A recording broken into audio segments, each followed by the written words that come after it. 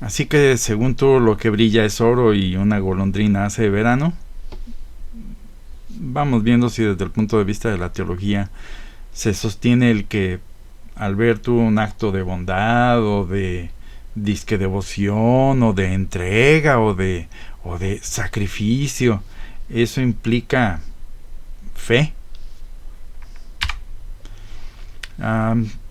Dice mi amigo el modernista que él está asombrado porque él ve que todavía hay algunas órdenes religiosas que tienen entrega al prójimo. Y él es como muchos más de los que opinan que la iglesia, esa cosa que maneja Bergoglio, sea si siempre sea la iglesia, y que aún en medio de tanto error y tanta gente mala y tanta mala enseñanza, debe de quedar algo de bondad o santidad o aún de verdad dentro de ella, que nomás es cosa de rascarle y ahí le encuentra a uno todavía algo de bondad y de santidad. Y que lo que hay que hacer es lógicamente pues separarlo, que uno decida separar lo bueno de lo malo y ya, eso es todo. Y que por lo tanto en lo que el Papa enseña mal, pues en eso no se lo obedece, ni que estuviera hablando es cátedra para que uno le creyera todo, y ni aún así se lo creerían. Y que esos actos de bondad desinteresados, que como los que hacen los jesuitas o las franciscanas, pues son prueba de que todavía ahí queda algo de bondad y de santidad, y que somos unos exagerados cuando decimos que eso es prueba de maldad. Bueno, vamos a empezar con la parte teológica de esto. Y vamos a empezar por los propios atributos de Dios. El primer atributo de Dios es que Dios es simple.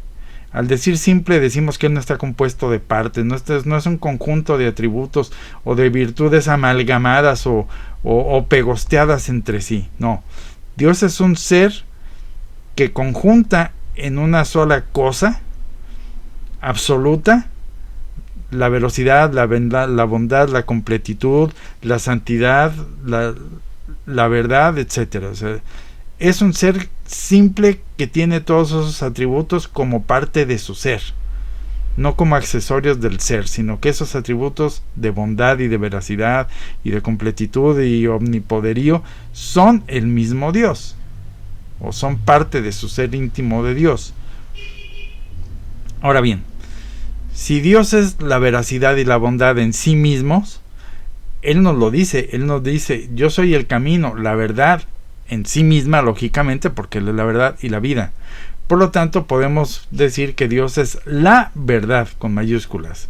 Y dado que Dios es un ser simple, por lo tanto no tiene partes, por lo tanto no tiene divisiones, por lo tanto es indiviso. Entonces no hay modo de que exista un poquito de Dios o un mucho de Dios. O Dios existe completo o no habría Dios. Punto. Y por lo tanto, dado que Dios es la verdad, por lo tanto la verdad también es indivisa. No hay un poquito de verdad y no hay mucha verdad, o no hay algo de verdad o casi verdad. O hay verdad o no hay verdad. Punto. ¿Por qué? Porque Dios mismo, que es la verdad, así lo ha definido como concepto para los hombres. Entonces, la verdad es, por consiguiente, y esto hay que aceptarlo, cualitativa. O se tiene verdad o no se tiene verdad. Y aquí viene lo interesante. Dado que la verdad, el solo concepto de la verdad, es la base de todo lo demás, porque si no podemos acceder a la verdad, pues ¿cómo vamos a acceder a cualquier conocimiento? Si no sabremos qué es verdadero y qué es falso. Entonces, el primer conocimiento simple que debemos de tener enraizado como que es o solo verdad o solo error, es el propio concepto de verdad. Porque de que existe el concepto de verdad inmutable, que todo lo verdadero es verdadero y todo lo falso es falso, y que no hay algo que sea a la vez verdadero y falso, es que se desprende todo otro conocimiento humano, ya sea conocimiento de cosas mundanas o conocimiento de Dios. Ahora bien, Dios crea al hombre y lo hace con básicamente dos atributos. Por un lado le da inteligencia y por otro lado le da voluntad. El satisfactor natural de la inteligencia es la verdad, es decir, la inteligencia se crea para descubrir la verdad. Y por lo tanto, lo contrario a la verdad es el error.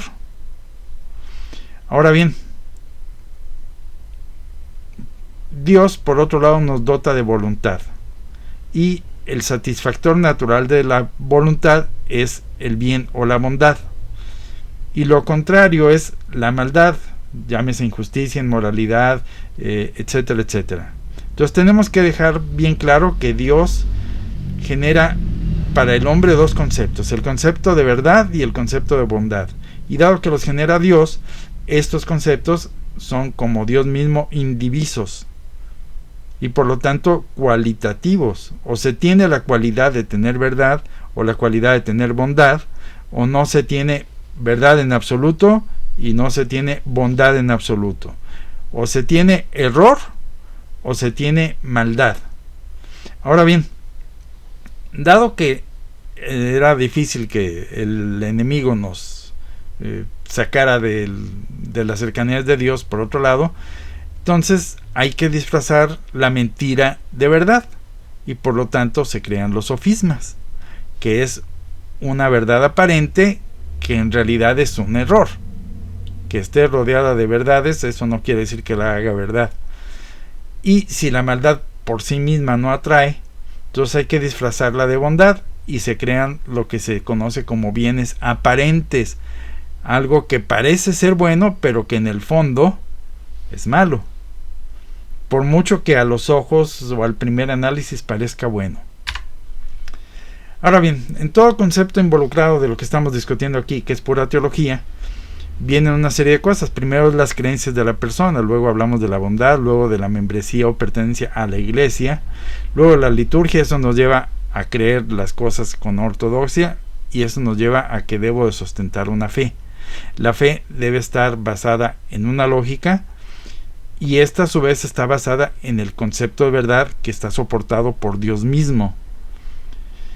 Si yo quiero creer que gente como los fresuitas tienen bondad, entonces tengo que distorsionar el concepto de bondad para que aún en ese conjunto de maldades, porque sus creencias ya son malas, yo pueda malamente encontrar ahí cosas que son buenas. Pero si ya distorsioné el concepto de bondad para acomodarlo que ahí quepan los fresuitas, lógicamente también tengo que distorsionar el concepto de membresía o pertenencia a la iglesia. ¿Por qué? Porque a fuerzas tengo que acomodarlo de tal modo que aún quepan dentro de la iglesia los fresuitas. Y por lo tanto, ahí tengo que desfigurar entonces también el concepto de liturgia para que quepa algo de bondad en esa liturgia, aun cuando la celebren ellos o cualquier nuevo sordo. Y por lo tanto tengo que distorsionar el concepto de la fe, vaciar la fe de los dogmas para que quede solo la apariencia de fe. Y para que pueda llegar yo a estos extremos, necesito entonces distorsionar el concepto de verdad y de lógica. Yo puedo aceptar cosas que sean contradictorias y necesito entonces distorsionar el concepto de verdad de tal manera que la verdad ya pasa a ser relativa. Y entonces, para que yo pueda aceptar que los fresuitas tienen algo de bondad, tengo que terminar creyendo que la verdad es relativa. Pero si la verdad es relativa, Dios mismo es relativo. ¿Y por qué no quieren creer entonces todo esto? ¿Por qué? Porque si aceptaran que la verdad es o verdad o falsedad, sin grises y sin intermedios, se les viene encima como cascada todas las otras cosas y los termina por aplastar. ¿Por qué? Porque terminan por decir, no es posible que yo sea tan malo que me estoy creyendo estas mentiras donde quiero ver bondad donde no la hay y quiero ver verdad donde hay error.